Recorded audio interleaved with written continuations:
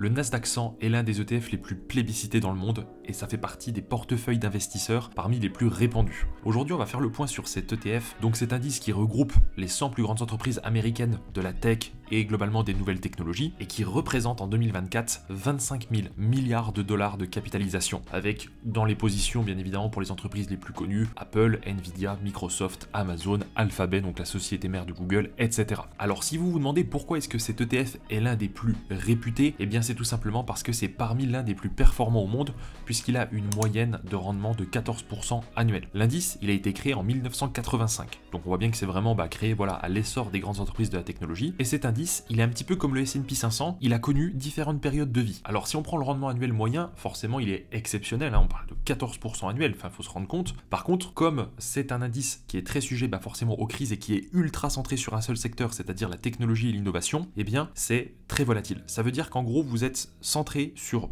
un secteur. Donc si le secteur va mal ou s'il y a une crise aux États-Unis, vu que c'est des entreprises américaines, et bien du coup, c'est tout le portefeuille qui en prend un coup. Typiquement, on peut voir le graphique ici, il y a eu une explosion de cet indice forcément dans les années 90 avec la bulle internet et une chute où l'ETF a fait jusqu'à moins 67% en 3 ans lors de l'éclatement de la bulle. Ça, c'est la première donnée qu'on a. Ensuite, c'est remonté, sauf qu'on a eu moins 41% lors de la crise des subprimes, ce qui a remis un coup à l'ETF. Ensuite, c'est remonté. Cette fois-ci, ça a redépassé le niveau de la bulle d'Internet, puisqu'il faut savoir que le Nasdaq, il a mis 16 ans pour retrouver son niveau antérieur, historique, qu'il avait lors de la bulle d'Internet. Donc en gros, le gars qui a pas fait une bonne stratégie boursière, qui a dit tiens, je viens de récupérer 100 000 dollars, je parle en dollars parce que c'est américain, mais ça marche aussi en euros, bien évidemment, qui a mis 100 000 euros du coup le jour avant l'explosion de la bulle d'Internet, ça veut dire que du coup, il a mis 16 ans pour récupérer ces 100 000 euros. Parce que s'il avait vendu avant, il aurait vendu à perte puisque le fonds était en négatif. Donc, on en reparlera après dans la vidéo, bien évidemment, c'est un fonds qu'il faut prendre avec parcimonie, il ne faut pas mettre tous ses œufs dans le même panier, ça peut faire partie de votre portefeuille, mais pas en intégralité, et c'est surtout que sur des fonds comme ça, il vaut mieux investir avec la technique du DCA. On a fait une vidéo d'ailleurs là-dessus, donc c'est quand on investit justement des petites sommes mensuelles pour lisser les risques de volatilité et acheter tout le temps en permanence, y compris quand les marchés sont bas. Voilà, bon ça on en reparlera un petit peu plus tard dans la vidéo. On finit sur l'historique, il y a eu donc plus 47% en 2020 avec l'explosion des valeurs tech post-Covid, et puis 2022, on a eu à nouveau une chute, forcément à cause de la crise sanitaire, et ensuite c'est reparti à la hausse. Là en ce moment on est dans une course à l'intelligence artificielle. On a des valorisations qui peuvent être surcotées sur certaines entreprises, on a d'autres entreprises qui sont encore aujourd'hui sous-cotées parce que ils ont un potentiel énorme, mais simplement les marchés ne l'ont pas reconnu comme tel, et il est probable qu'il y ait à un moment une régulation de cette bulle justement qu'on va appeler de l'intelligence artificielle, un peu comme on a eu le cas avec la bulle internet. On finit l'historique un petit peu, je vous donne mon avis là-dessus et on en reparle en fin de vidéo pour que vous compreniez si ça vaut le coup ou non d'investir maintenant dans le Nasdaq 100. Ce qu'il faut bien comprendre, comme la vidéo qu'on a fait hier d'ailleurs sur le S&P 500, que je vous invite à voir si vous êtes intéressé pour investir en bourse ou tout simplement être à la recherche toujours de meilleures performances ou en tout cas de ratio risque-rendement sur votre portefeuille boursier, parce qu'on a parlé pas mal de choses dans cette vidéo, donc c'est assez intéressant, je vous invite vraiment à la voir sur le S&P 500. Mais là en gros aujourd'hui sur le Nasdaq, ce qu'il faut bien comprendre, c'est qu'on a des potentiels de croissance énormes, puisqu'aujourd'hui on continue à être dans un monde qui est de plus en plus technologique. Alors il y a plusieurs types d'intelligence artificielle, il y a les modèles de langage du style ChatGPT, mais il y a aussi tout ce qui est intelligence artificielle, tout ce qui va toucher autour de la santé, du transport, de la voiture autonome et tout ça, donc c'est un secteur en fait qui est très large et très porteur. Donc c'est quelque chose qui a une vocation à prendre une croissance colossale dans les années à venir, mais il y a de fortes chances qu'à un moment, il y ait aussi un retour des marchés avec l'éclatement de la bulle de l'IA, où les marchés vont naturellement faire le tri dans les entreprises qui sont vraiment performantes et qui ont des solutions innovantes, et les entreprises qui investissent dans l'IA, mais qui, alors je vais pas dire qui brassent du vent, parce que ce serait extrêmement péjoratif et hautain de ma part, mais qui n'apportent pas une vraie valeur sur la société, et où les marchés se sont un peu emballés en disant « Waouh, je dis une bêtise, il y a Apple qui investit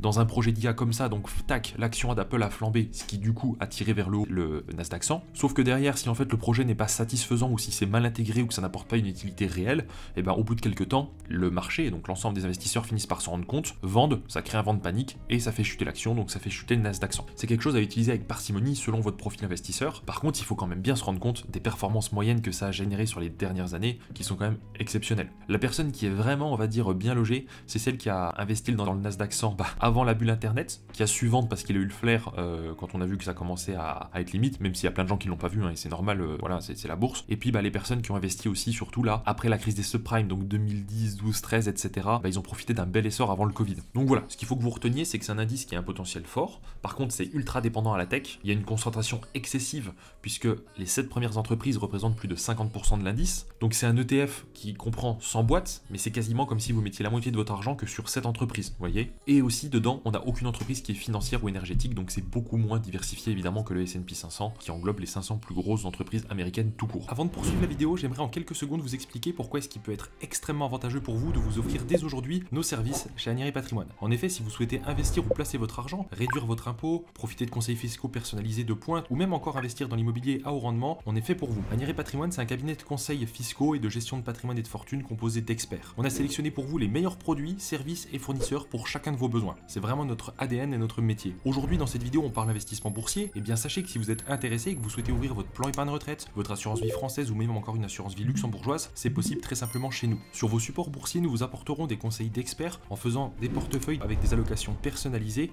qui répondent à vos besoins et à votre profil d'investisseur. On peut également vous gérer vos portefeuilles avec des gestions à horizon qui sont ultra performantes ou encore des portefeuilles par thématique, par exemple technologie, transition écologique, intelligence artificielle, etc.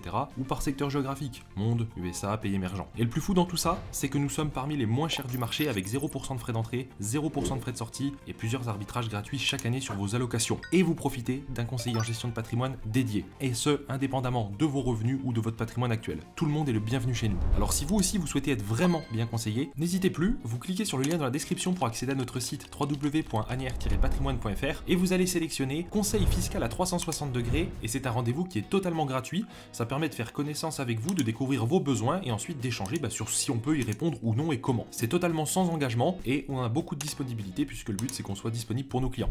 Alors n'hésitez plus, cliquez sur le lien dans la description et je vous dis à très vite sur notre site. Alors du coup, comment investir dans le Nasdaq 100? Déjà, l'idée c'est de passer par un ETF. Donc il existe plusieurs sociétés de gestion qui le font. Je ne vais pas dire toutes, mais en tout cas un très très grand panel.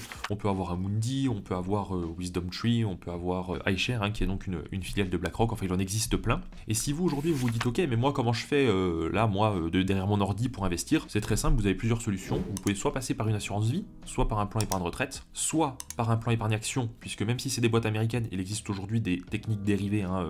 Des entreprises de gestion ont mis des produits dérivés pour vous permettre d'investir dans le Nasdaq 100 avec des PEA, ou alors passer par un compte titre tout simplement. Si vous êtes nouveau en bourse ou que vous n'êtes pas dans une gestion financière active et que vous n'êtes pas forcément renseigné mais que vous voulez profiter de l'essor des marchés, je vous invite à prendre un rendez-vous avec nous. Nos conseillers vont vous ouvrir donc soit un plan épargne retraite, soit une assurance vie pour vous permettre d'investir selon vos objectifs patrimoniaux, etc. Puisque nous, en fait, on fait toujours un bilan patrimonial complet pour trouver les meilleurs produits pour les clients. Donc, selon votre cas de figure et selon les stratégies que vous avez, court terme, long terme, transmission, pas transmission, distribution de dividendes, pas de dividendes, croissance du capital ou pas, enfin, vous voyez, c'est quelque chose qui est très complexe, mais c'est notre métier, donc voilà, on est là pour ça. Eh bien, on vous ouvrira ce qu'il faut et on pourra vous permettre d'investir dans le Nasdaq 100, soit en gestion dédiée, c'est-à-dire qu'en fait, on va vraiment adapter un portefeuille à votre profil, soit en gestion pilotée, donc on a des portefeuilles types qui peuvent s'adapter à votre profil investisseur, soit en gestion libre. On vous envoie la liste des unités de compte de votre plan épargne retraite ou assurance vie et vous dites dedans, moi je veux ça.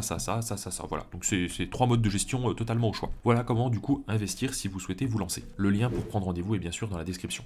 Alors la question qu'on peut se poser, c'est est-ce qu'il vaut mieux investir dans le Nasdaq 100 ou plutôt dans le S&P 500 si on a envie de s'exposer au marché américain et aux entreprises américaines principalement? Je vous dirais que l'idéal ce serait de faire un portefeuille diversifié qui comprend un peu les deux. Par contre, si vous voulez prendre, on va dire, une croissance plus explosive, plus exponentielle, mais avec un risque de perte, alors il vaut mieux partir sur le Nasdaq 100, puisque on peut avoir l'impression que là, il est à son niveau historique, que du coup, est-ce qu'il ne va pas y avoir un éclatement? Moi, personnellement, je pense que oui, il va y avoir des hauts et des bas, des années avec des plus 30, 40, 50, des années où ça va faire moins 20, 30, 40. Par contre, sur la moyenne, si on prend les 10, 15, 20, 30 prochaines années, je pense que c'est un ETF qui va faire encore plus que 14% annuel moyen. Tout simplement parce que les entreprises de la technologie et de l'innovation sont aujourd'hui à l'aube d'une nouvelle ère, d'une ère de la technologie, une ère de la communication, une ère de l'instantané, une ère de l'intelligence artificielle, et la société est en train de se transformer en profondeur. Et donc investir dans cet ETF, pour moi c'est prendre la vague en cours de route et profiter du marché. Donc je vous dirais oui, c'est le conseil que je vous donne. Par contre, si vous êtes plutôt du type prudent et dire moi je vais peut-être avoir besoin de mon argent d'ici 4-5 ans. Alors non, n'investissez pas dans le Nasdaq 100 aujourd'hui, ou alors en petite quantité, c'est-à-dire peut-être faire une allocation à 15, 20, 25% maximum de votre portefeuille, et peut-être oui, plutôt investir dans le S&P 500, ou même tout simplement sur d'autres ETF qui sont exposés à d'autres secteurs. On va continuer un petit peu cette série de vidéos pour traiter des autres sujets. On a des ETF qui ne sont pas exposés qu'aux États-Unis, parce que c'est aussi dangereux de s'exposer uniquement en monosecteur, même si historiquement les États-Unis sont quand même le marché le plus porteur. On peut avoir des ETF sur les pays émergents, on peut avoir des ETF sur l'Europe, on peut avoir des ETF sur justement tout ce qui va être entreprise énergétique et énergie renouvelable, qui sont aussi très porteurs. Vous voyez, donc il existe beaucoup de choses à prendre en compte, même sur le luxe, même sur plein de choses. Donc voilà, on va continuer un petit peu cette série. L'idée, c'est de ne pas mettre tous les œufs dans le même panier, donc de diversifier un petit peu. Moi, personnellement, vous voyez, je donne des conseils parce que c'est mon métier. Est-ce que j'applique toujours mes conseils? Pas à 100%. Moi, j'ai une conviction, mais ce que je vous dis là, c'est personnel. C'est pas un conseil du tout que je donne comme ça sur YouTube en tant que professionnel. C'est vraiment mon avis personnel. Moi, j'ai une très forte conviction sur tout ce qui va être blockchain, crypto-monnaie dans sa globalité. Alors, je peux pas vous dire aujourd'hui telle crypto-monnaie va exploser ou tout ça, parce que personne n'est capable de prédire l'avenir. Par contre, je pense que les crypto-monnaies à forte valorisation aujourd'hui, comme le Bitcoin, qui va plutôt servir de monnaie refuge, de valeur refuge, va continuer à croître, selon moi. Je pense que l'Ethereum va continuer à croître, le Solana, etc. En fait, les crypto-monnaies qui sont aujourd'hui les plus connues, je pense qu'elles vont connaître une croissance moyenne dans les prochaines années, avec toujours pareil des hauts et des bas. Donc, pas intéressant pour les gens qui veulent placer à court terme. Par contre, pour les gens qui ont un horizon de détention long, plus de 8-10 ans, je pense que c'est extrêmement pertinent. D'ailleurs, pour mon fils qui est né il y a quelques mois, je lui ai déjà ouvert bien sûr un compte titre ainsi qu'une assurance vie avec différents produits, et dedans j'ai exposé un petit peu du coup de crypto-monnaie dans la partie compte titre, puisque c'est interdit en assurance vie, parce que je pense que ça va exploser, et j'ai fait la même chose pour moi. J'ai acheté le fonds de chez BlackRock qui détient du Bitcoin, puisque du coup on achète via un ETF un indice qui est corrélé à la valeur du Bitcoin. Voilà, donc j'ai fait ça. J'ai mis pas mal d'argent aussi dans l'ETF de chez BlackRock, donc enfin de chez iShares, leur société filiale, sur la blockchain en général. Donc ils investissent dans des entreprises qui font plutôt du minage de crypto-monnaies ou travaillent là-dedans. Donc ça, j'ai mis pas mal aussi là-dedans. C'est une conviction toujours personnelle, je pense que ça va aussi exploser. Et après, moi je suis extrêmement exposé au niveau de mon portefeuille aux actions US et au secteur de la technologie. Donc évidemment que le Nasdaq 100, je l'affectionne particulièrement, et j'ai investi dans le Nasdaq 100 avec effet de levier, c'est-à-dire que j'ai pris en fait une position sur des effets de levier du Nasdaq 100. On va faire une vidéo sur le sujet pour savoir si c'est pertinent ou pas d'investir dans des ETF avec effet de levier. Je pense que du coup, oui, c'est pertinent pour des gens qui ont une vision long terme. Si par contre aujourd'hui vous avez un portefeuille boursier, que vous avez 55 ans et que vous dites dans 7-8 ans je suis à la retraite, je veux pas prendre de risques, je vous dirais alors non. Pas de Nasdaq ou en petite quantité, parce qu'on n'est pas à l'abri de l'éclatement d'une bulle incessamment sous peu, d'ici 3, 4, 5 ans, je pense, même si la bulle, à mon avis, ne sera pas longue, parce que le secteur de la technologie va tellement vite aujourd'hui que la chute va être rapide, mais la remontée, pour moi, va être aussi très rapide. C'est qu'un avis personnel, la discussion est ouverte, je ne suis pas devin, j'ai pas la prétention de mieux savoir que qui que ce soit, d'ailleurs personne sait ce qu'on dit aujourd'hui, personne n'a l'avenir en main. N'hésitez pas à me dire ce que vous en pensez en commentaire, n'hésitez pas également à nous contacter si vous souhaitez vous lancer en bourse, alors que ce soit sur le Nasdaq ou d'autres produits, de toute façon on est là pour vous conseiller et adapter un portefeuille à votre profil. Les rendez-vous sont gratuits, 45 minutes, et puis si vous pouvez également vous abonner à la chaîne pour nous soutenir, likez la vidéo comme d'habitude, partagez la vidéo si ça vous intéresse sur les réseaux sociaux ou à vos amis ou quoi que ce soit. Merci à tous d'avoir suivi et je vous dis à très vite pour de prochains contenus.